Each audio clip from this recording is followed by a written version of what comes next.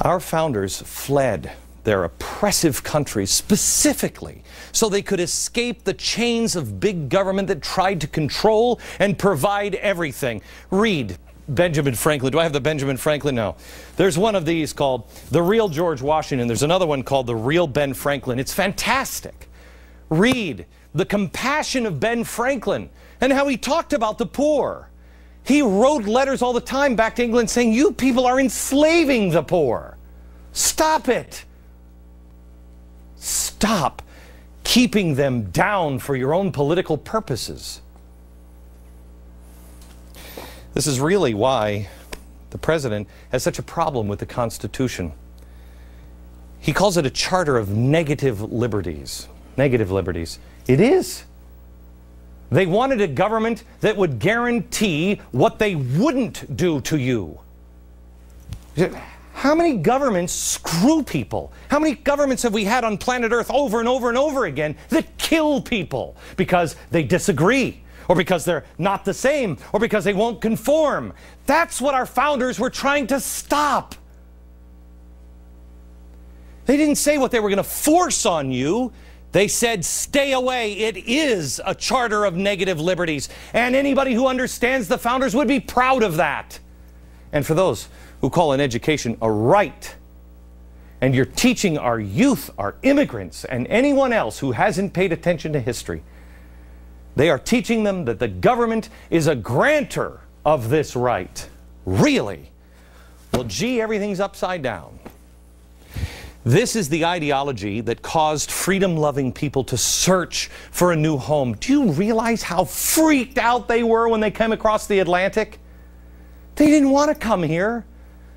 The Pilgrims got down on their knees and they're like, no, we can't go to North America. It'll end in cannibalism. It'll end in the Indians killing us all. They didn't want to come here. They were seeking to get away from a government that told them exactly what to do.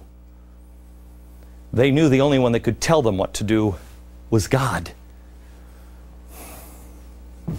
It's making us vulnerable. And they're teaching it to the most vulnerable.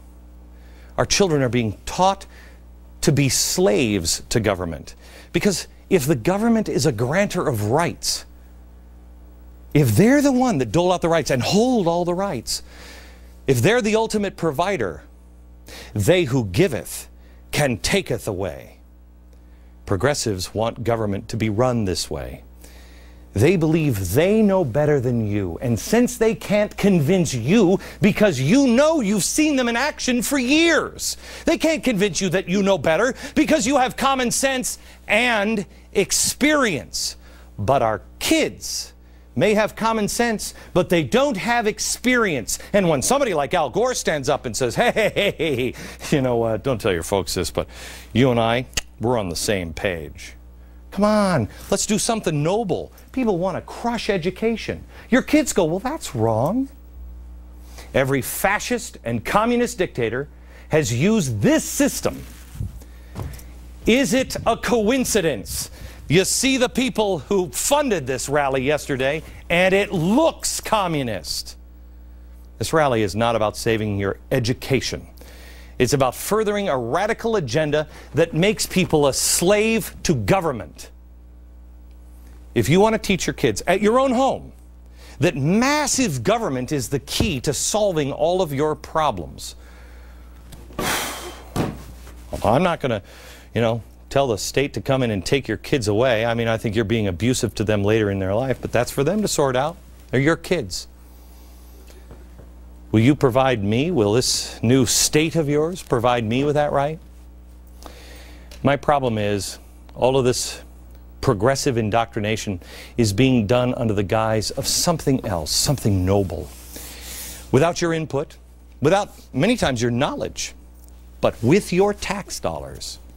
I can't teach God in school, but I can teach that the earth is what I pledge allegiance to. The planet is God. The planet is over humans. Let me ask you the question we started the show with. Parents, it's 2010. Do you know what your children are being taught?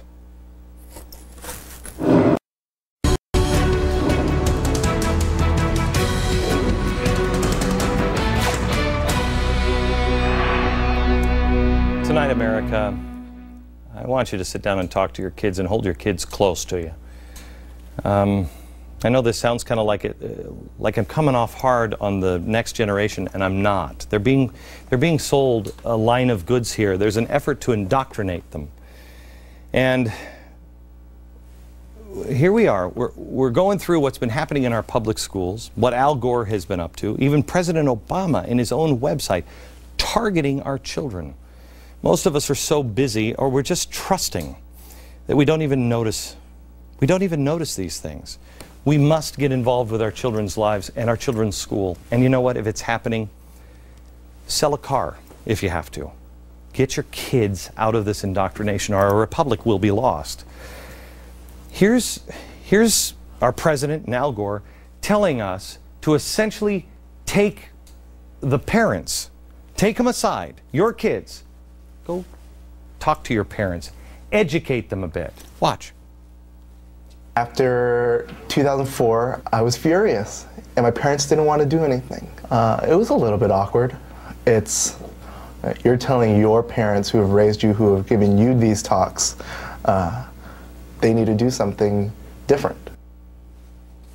I imagine it would be hard. It would be awkward to tell your parents to do something different. You know, when it's been the parents that have been paying the bills, working, supporting a family, dealing with adult responsibilities for decades. But if you look at the Obama campaign video on indoctrination, watch this, called The Talk, there's more. We start out easily and just start saying, so, watch the debate, and then we'll say, well, we really think that what Obama or Biden said about energy is really important, because we need to start fixing that now before it will be too late. I want my kids to have this conversation with me. I encourage my kids to sit down and watch the debates, and we do talk about it, but not at the behest of some covert being prompted by some campaign. Leave my children alone. I mean, she seems bright, she seems sweet. But I mean, I don't want to doubt her knowledge of the complexities of energy policies. I'm sure that, what is she, 13?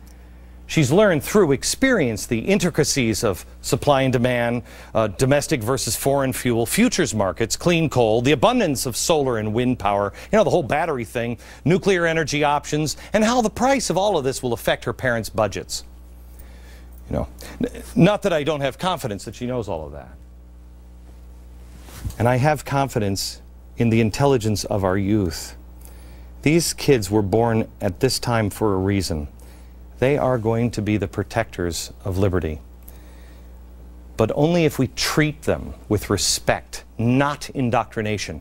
Give my child the facts on both sides. Let them, don't teach them what to think, teach them how to think, how to find the answers for themselves. Stop indoctrinating my children. Take a look at these posters again. I love these posters.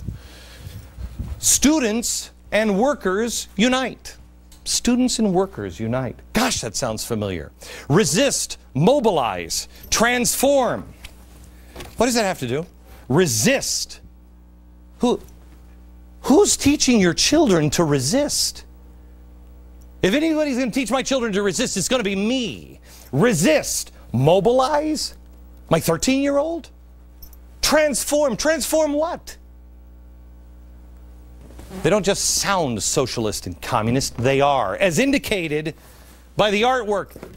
And here, the SDS symbol, Students for a Democratic Society. It's a revival of the radical socialist 60s group, except they're not targeting just in college, they're going after your kids in high school and elementary school. Not only is this effort an overall effort to attempt to infect our kids with progressivism, we've been showing it to you.